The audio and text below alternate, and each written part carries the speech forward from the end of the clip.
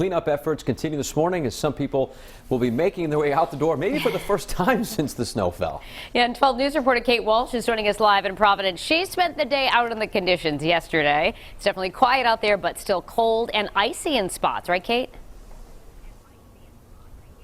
Right, it's significantly colder feeling. It's that chill in the air that's freezing everything over as well. So you'll really want to watch out for some ice on the side roads and sidewalks. And take a look at this. This is kind of the snow conditions we're dealing with. If you're walking on areas that haven't been plowed or shoveled, it's kind of crunchy on top and heavy and then fluffy underneath. So it takes a little bit of effort to walk. But take a look at the road behind us here. We're on Penn Street, right off Broadway in Providence, and you can see that it's, there are snow areas on the road, but it's manageable. You can drive down it. You just have to take your time, and it might be slippery in some places. The sidewalk, I can kind of see a sheen over it, so that might mean that it's a little bit icy as well in areas that's not treated with salt and sand, but nothing like this video from last night from our crews on Donaldson Street. As of last night, neighbors were going out and taking it upon themselves to clear paths in the road,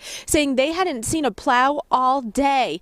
In addition to some messy side roads, there's the concern about ice making the school department here in Providence go to full distance learning for both the students and the faculty. So that means teachers can't go into the buildings today to teach remotely. They'll have to be home or somewhere else as well today. And the parking ban here in Providence was lifted as of 7 o'clock last night.